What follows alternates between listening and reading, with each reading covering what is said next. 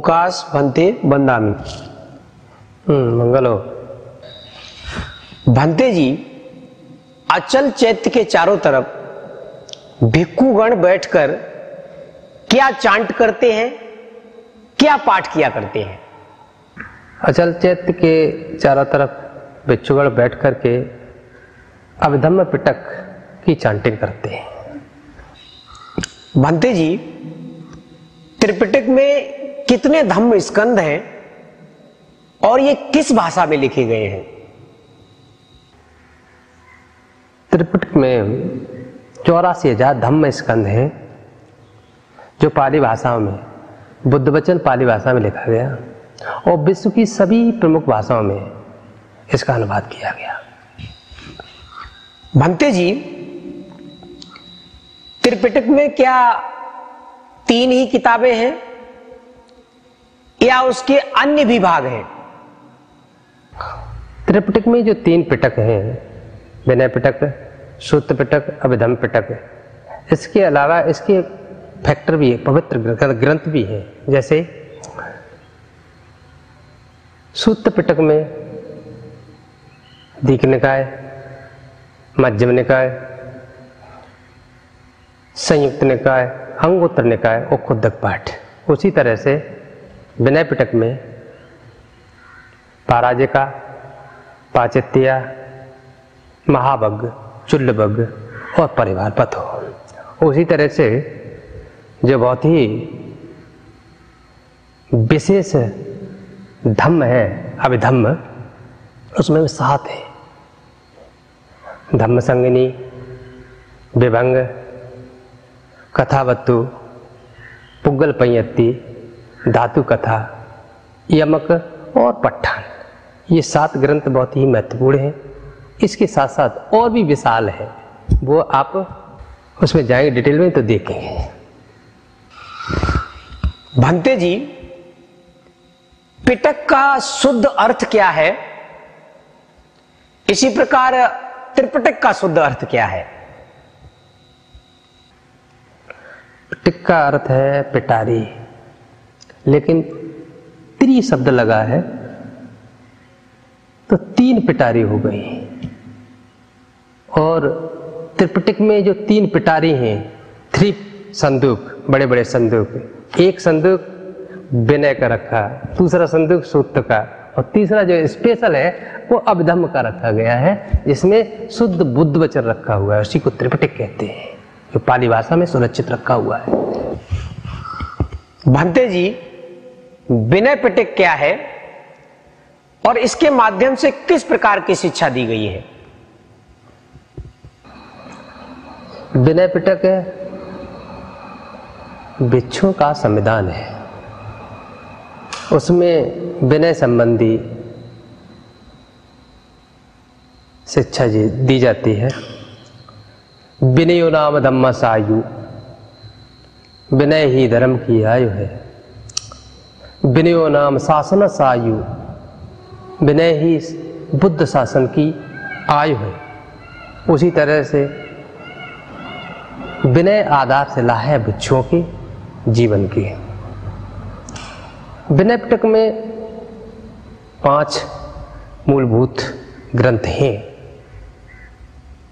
जिसमें भिक्षुओं के लिए 227 सील है, भिक्षुओं के लिए 311 सील है। उसके बाद सामनेरियों के लिए भी सेखिया है, सेखिया धम्म है।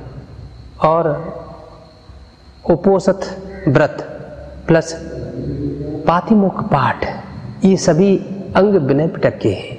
इसलिए बहुत ही भिक्षुओं के लिए बहुत ही पवित्र ग्रंथ है, पवित्र संविधान है। इसे हम विनय पिटक कहते हैं। भन्ते जी, सुत्त पिटक क्या है और उसके माध्यम से किस प्रकार की शिक्षा दी गई है? सुत्त पिटक में ऐसे उपदेशों का संग्रह है जिसके माध्यम से व्यक्ति अपने सारे दुखों को नष्ट कर सकता है तथा समय समय पर जो परेशानी कष्ट जो आते हैं उनको दूर करने का रास्ता है। मार्ग है, ये सूत्र पिटक में मिलता है। भंते जी, अभिधम पिटक क्या है और इसके माध्यम से किस प्रकार की शिक्षा दी गई है? अभिधम पिटक एक विशेष धम्म है जिसमें तत्थबुत्थाभिधम मत्था चतुथा परमत्तो चित्तं चेतसकं रूपं निब्बानमित शब्दा।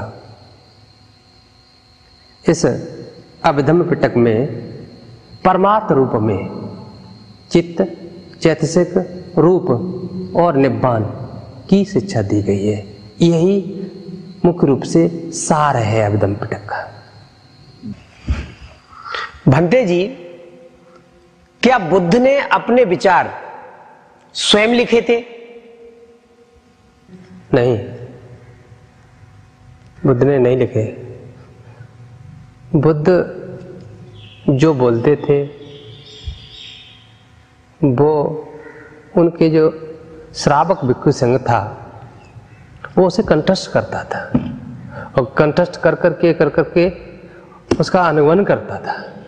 और सदैव यही धारणा बुद्ध काल में रही, बुद्ध के जीवन काल में रही, जिसमें सबसे ज़्यादा प्रवीण जो था वो आनंद भिक्षु थे। वो अपने जीवन काल में कहिए भगवान बुद्ध के सामने साथ ऐसे छाया की तरह 25 साल तक रहे।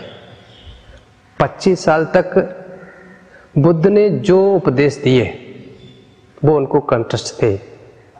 यदि कोई उपदेश उनके एब्सेंट में दे दिया जाता था तो उसका आकर के द्वारा आनंद स्वयं पूछते थे और बिहार में जाकर के भगवान स्वयं आनंद को बताते थे। तो चूंकि प्रवीण थे, बहुत योग्य थे और स्मृति बहुत अच्छी थी, इसलिए उन्हें धम्म भंडागारिक कहा गया। ये सिर्फ डिग्री आनंद बनते के लिए है और किसी दूसरे के लिए नहीं। भंते जी, भिक्खु आनंद, भिक्खु उपाली, भिक्खु महाकाश्यप ने किस किस पिटक के लिए क्या क्या विशेष योगदान दिया? भिक्षु आनंद, भिक्षु उपाली और भिक्षु महाकाश्यप का जी त्रिपिटक में बहुत बड़ा योगदान था उनका। बुद्ध के महापरिनिर्वाण के बाद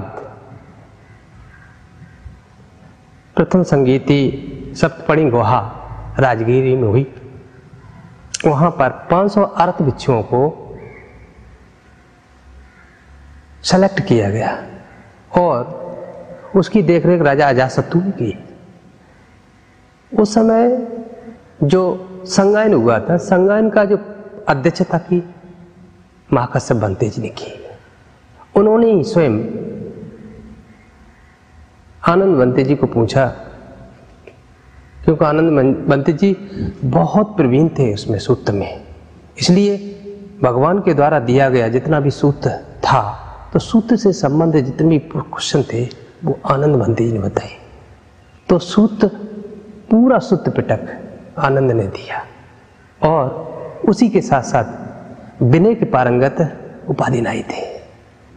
विनय से संबंधित जितनी भी की घटनाएं थी बुद्ध के समय की, सारी घटनाएं उस 500 अर्थ भिक्षुओं में प्रेषित की और भंते अध्यक्ष जो थे महाकाश्यप ने, उन्होंने अनुमोदन करके 500 अर्थ भिक्षुओं ने उनको कंठस्थ किया।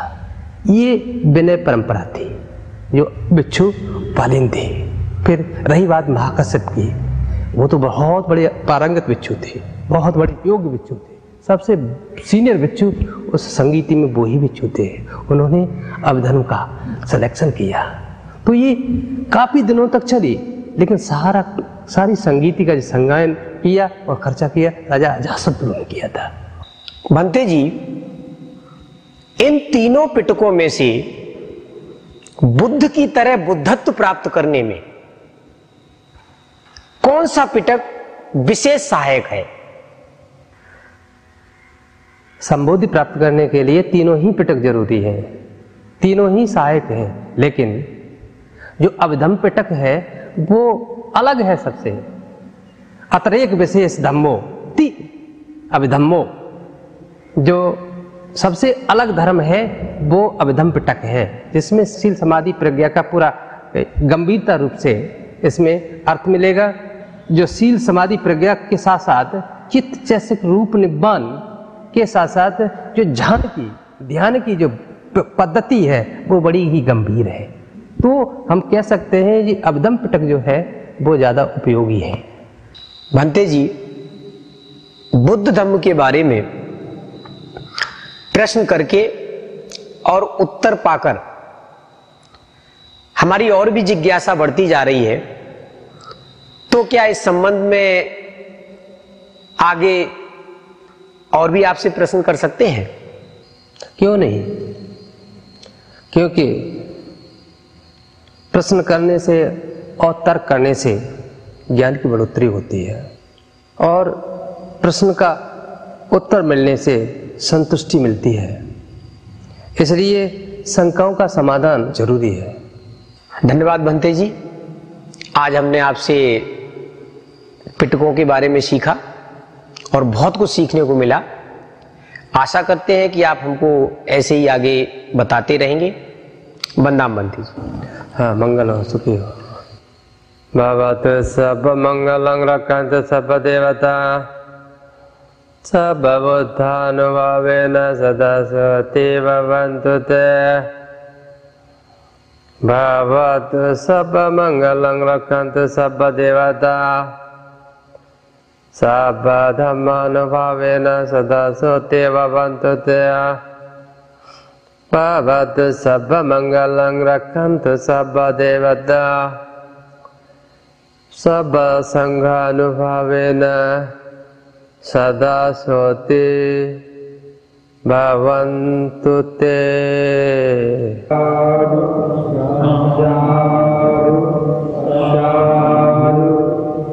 सभी हो, मंगल हो, सभी का कल्याण हो।